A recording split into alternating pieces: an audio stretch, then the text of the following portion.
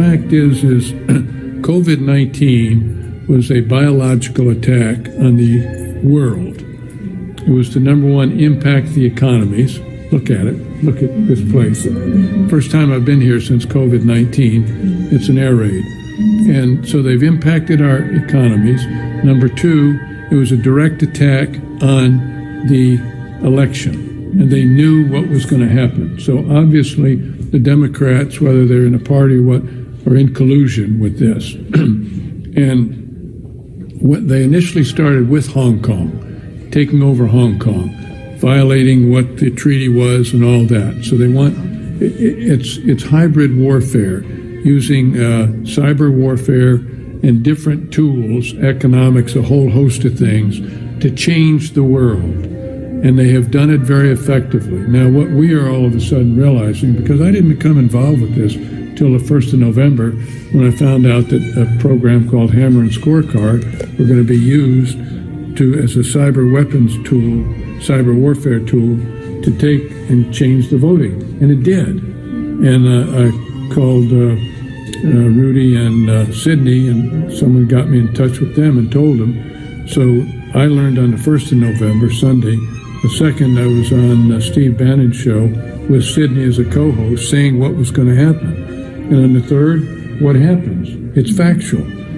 And so now we have an unconstitutional government, and you don't even have to know what I know about the cyber warfare, because they violated their constitutions when they changed the rules.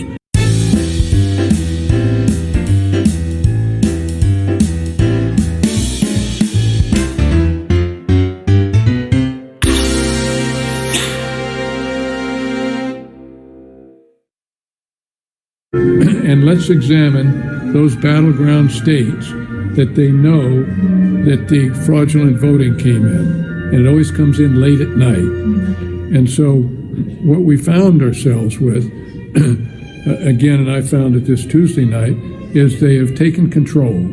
They have taken control of our society. And we have one person, we just came from there in the White House, standing in the way. And it's going to mean, and you don't fully realize it, but every one of us here, every American out there, is going to have to stand up. We read about it in history, we read about Normandy and all of that, but now we are in it. And so we must spread it. We cannot surrender. And the president said he wouldn't. You all know that it was that attack on the Capitol was done by Antifa, but it was enabled by McConnell, by Schumer, by Pelosi, and the mayor. They knew that was coming. You've all been up there. There were hardly any security police there, and they moved in, and Antifa did their thing, and then the media picked it up. I worked for Fox for almost 17 years. It's disgraceful what they're doing. And unfortunately, Rupert is driving that with his sons, and they have now merged with the rest of the mainstream media.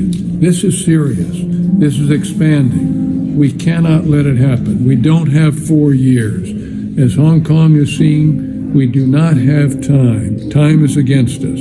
And Ann and I were just talking to someone about the information that's being released that shows clearly in those battleground states the cyber warfare that was used.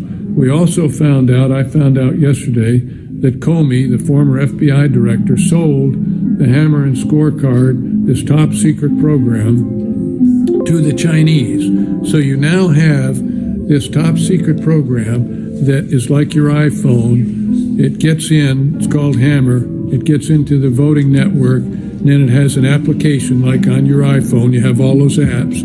It puts it on, and it modulates the voting so they win, not by a large number. And I got a call Tuesday night at 11:30 that the ISI from Pakistan was now in the voting machines in Georgia. I called someone, let them know the two candidates, Loeffler and Perdue, were ahead. I watched. 1 hour later, they were behind. So now, I thought that they should stop it. I think their game plan is no, let them do it. We have this evidence. We will present this evidence to the American people so we can judge. We don't need someone to tell us. We can tell when we have unconstitutional acts going on against us. And when you think about it, COVID-19, why are they trying to kill our small businesses and make everybody dependent upon the government?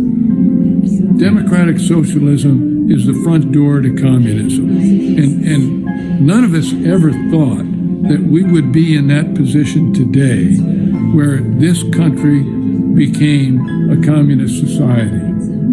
But think of what's happening now in Twitter and Facebook. They won't let the president be on it. They're censoring the president of the United States. This is amazing in our country that we would have ever thought this would happen. And that's why I was so disappointed in the vice president. He had the opportunity, because if we had a 10-day audit, it would be very clear to all of us, and all 323 million Americans, whatever the number is today, it would be very clear what has happened to our society. So God bless you. Let's keep fighting it.